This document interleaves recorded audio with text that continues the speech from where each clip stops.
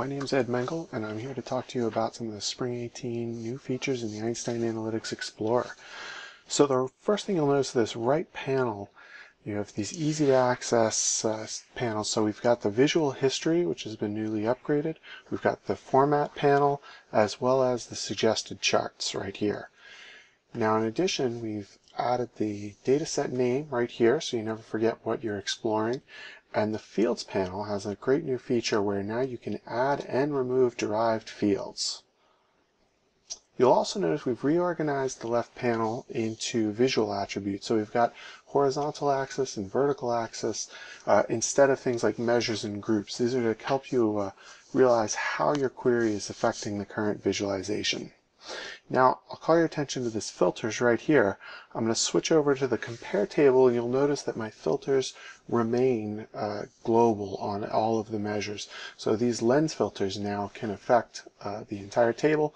If you do want to add a filter directly to a measure, you can still do that using the add a filter directly on the measure pill itself. Now I'm really excited to talk about the editing the column.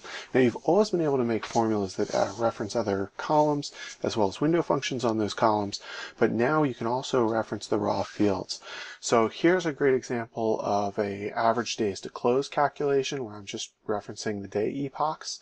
I'll go ahead and I'm going to create another column, and let's do a percentile, and what we're going to do is choose the function. So I've got 65 functions to choose from here, and I'm going to just go ahead and choose percentile, and then we'll go down and select amount. And now here is the 95th percentile of amount. It was really easy to add. I didn't even have to touch the keyboard. So in addition to the suggested charts, we've got our chart picker, and what we've done is we've opened this up. So instead of blocking you from choosing charts that don't match the current shape of your query, I can now choose anything. And so let's say I choose a pyramid chart. What it does is it automatically moves additional measures into this additional field. Now the pyramid only takes 2 measures, so it moved these down, but if I don't like the measures it chose, I can drag and drop and move things around to choose other measures that I want to visualize.